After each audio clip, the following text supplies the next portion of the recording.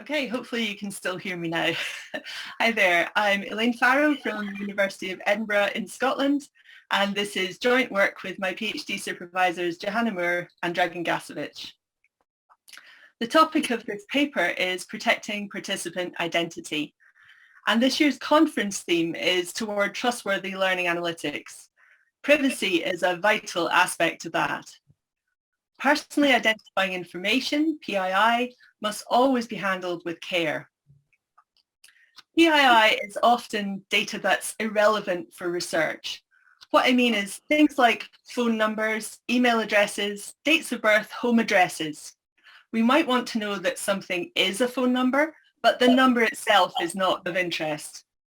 We might care about the age groups of our participants, but we don't need to know their birthdays. And removing PII from structured data can be fairly straightforward. For example, tabular data showing student grades on different tasks. Just remove the names and replace the student IDs with anonymous IDs. But our work looks specifically at online discussions where user-generated text content presents additional challenges.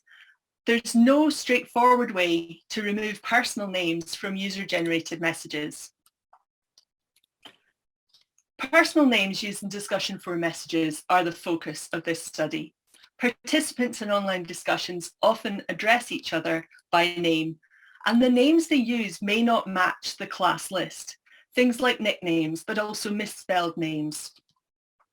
PII must be removed from discussion messages to preserve the privacy of the participants.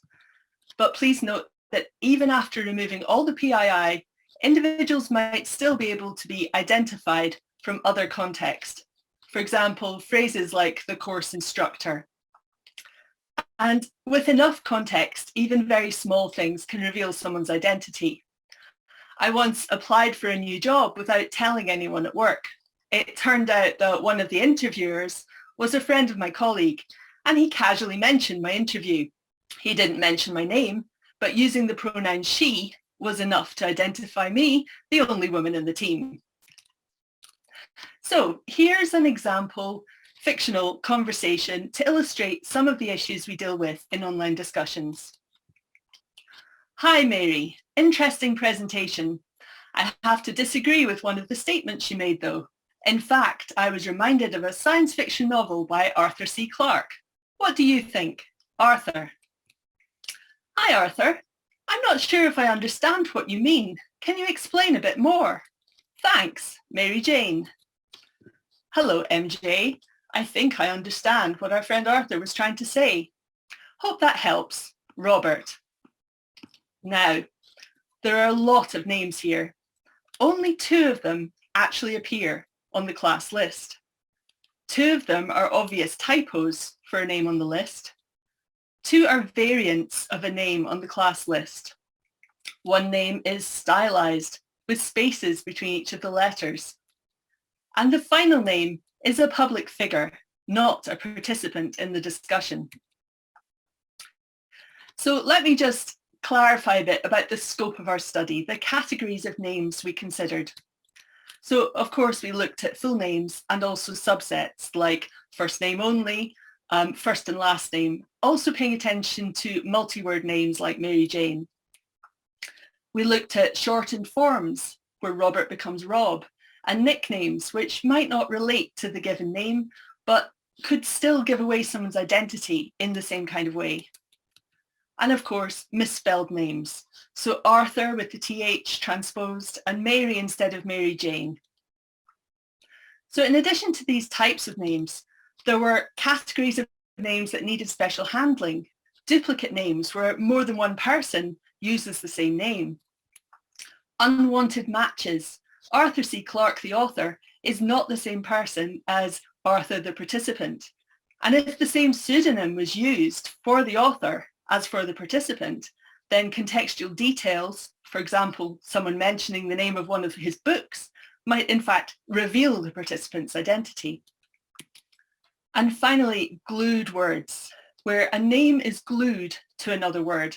So if within the message someone had written thanks Mary as all one word, we would want to treat that as though it were a name and replace it, but not in the word summary that also contains the name Mary. So we have to be quite careful with these things. So we addressed two research questions in our study. First, we asked, how well can regular expressions identify names and connect them to the correct participants, compared to just using the class list or to using a deep neural network model? And second, we asked, what is the impact of non-standard names, like nicknames and spelling errors? The importance of considering ethical issues in learning analytics research has been recognised since the early days, and a common approach is what's called anonymity by design. So personal data is stored separately. Names and other demographic details would not normally be stored alongside grades. Statistical disclosure controls are used to add random noise to counts, and results are not reported for very small groups to avoid people being identified. And discussion logs are often excluded from MOOC data because it's so difficult to make them anonymous. Much of the previous work on anonymization actually comes from the medical domain and uses anonymity through redaction.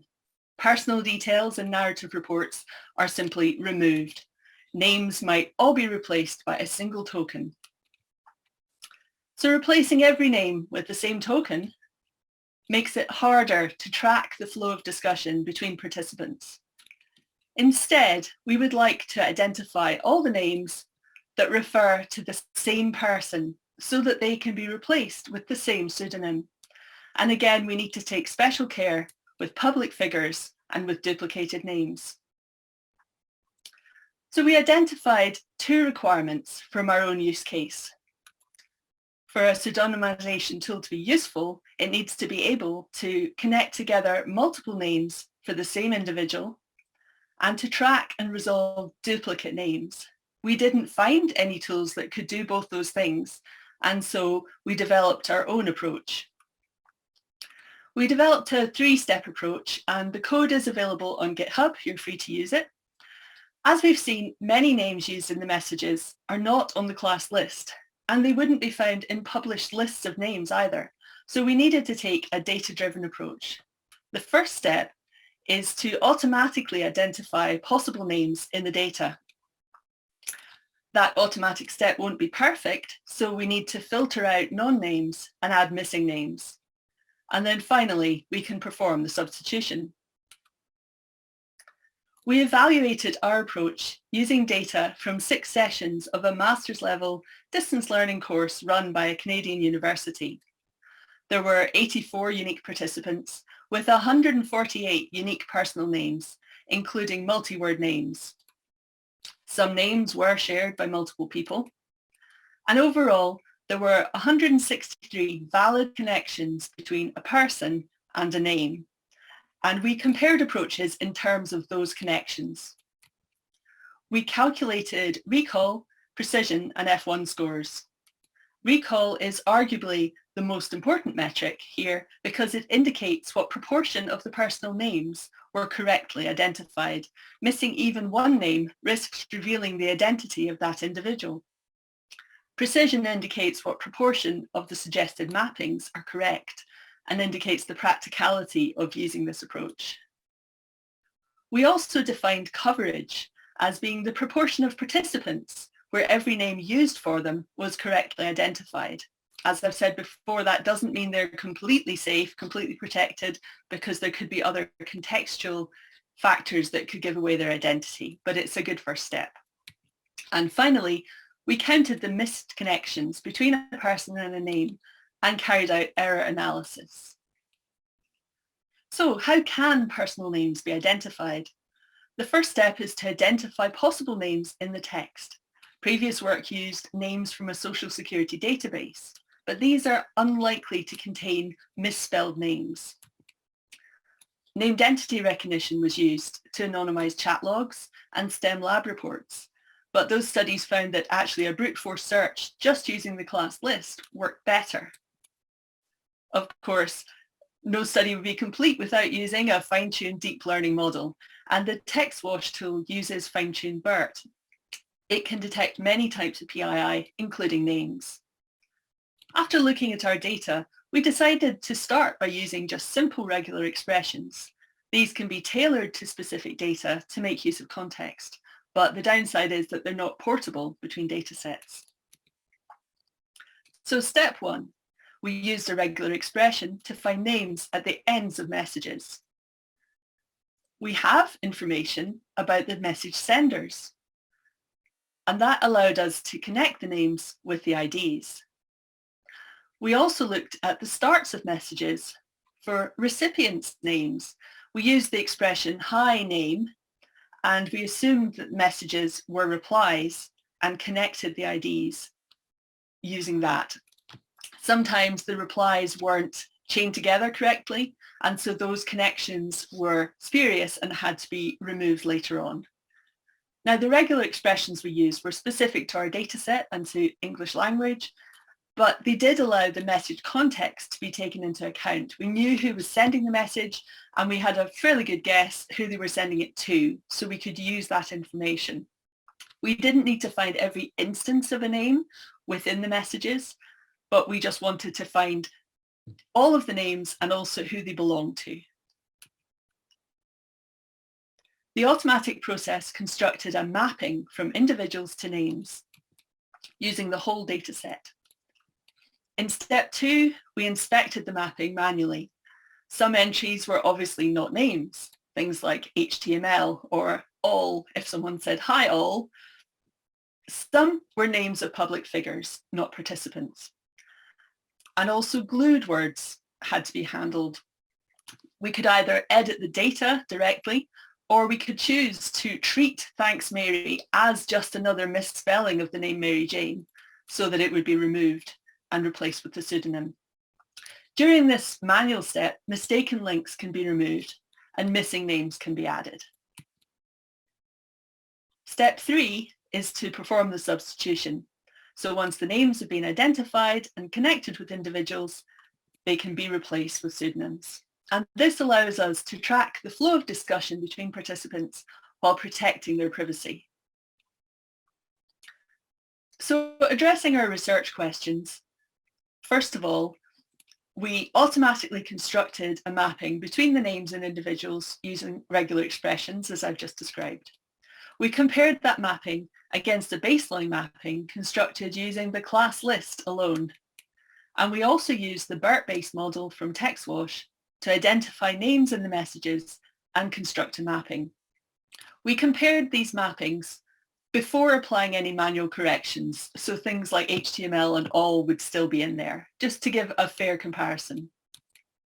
And these were the results we saw.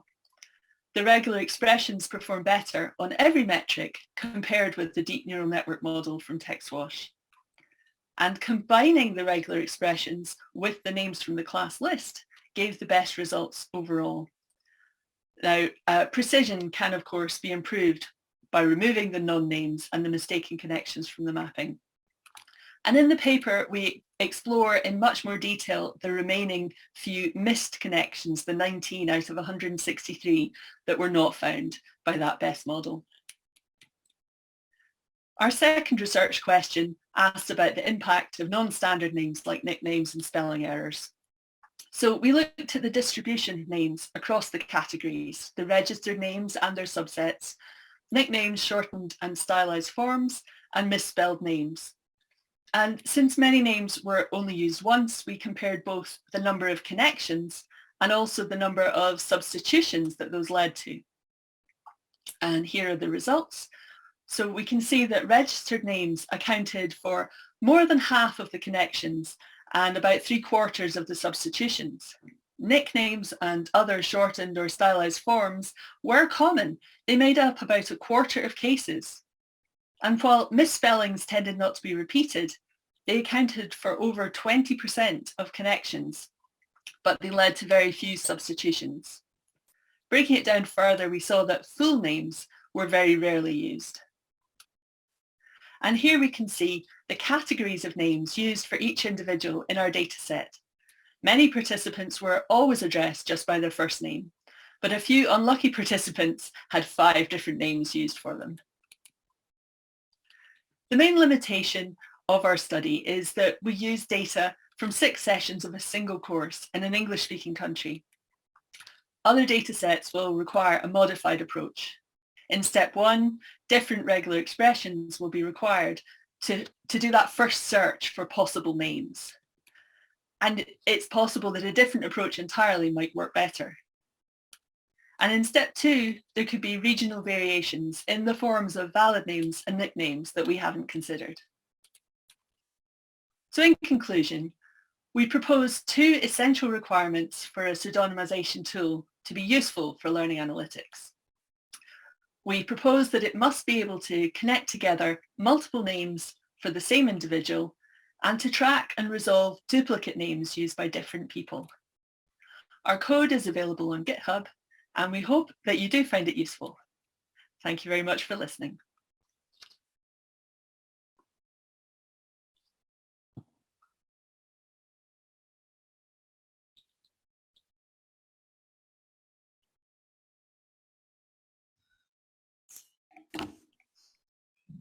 All right, thanks, Elaine. Great talk. We have one question on Whova so far that I'll just post to you. Can you hear me okay? Yep, I can hear you, thanks. Okay. Okay, so the question is, important research, thanks. What do you think will general available AI, e.g. ChatGPT, do this task for you soon? I mean, ChatGPT probably won't. I guess it might have access to more typos than a database from Social Security. But I think, to me, one of the important parts of what we did was to find a way to bring in context, to bring in the human knowledge, the expert knowledge of what this data set is, what it's about, the fact it's messages between people, the fact that there is some structure there, even though it's not structured data in the traditional sense. I'm not really convinced that automated things are going to manage to understand that in quite the same way. And again, just the tricky parts of knowing when a name is the name of a participant and when the name is actually a public figure and you might not want to be replacing it. Yeah, I wouldn't trust an AI to do this. I think it is a semi-supervised approach that we're proposing here, a semi-automated approach. And I think for anything as important as privacy, that is probably the way to go. Thanks. We'll just do one more really quick question since we got started late. I don't want to short you on your questions because there's a lot of them in Whova, so maybe you'll get a chance to check them out. But another question that got a couple votes was, very interesting question, or very interesting presentation. Thank you. Considering this was done on an English course, do you see any challenges to find and identify names from other countries and cultures? Thanks. Yeah, I mean, I freely admit my own ignorance here about naming conventions in other countries. That's why I'm saying this is really future work for people within other cultures to know what might count as a valid name, a valid way of referring to someone. It may be that you might want to consider referring expressions like so-and-so's son rather than just proper names. It's not something I have expertise in, and that's why we didn't even try to tackle that at this point. I hope someone does. Thanks, Elaine. That was a great presentation. So everybody give her a round of applause again.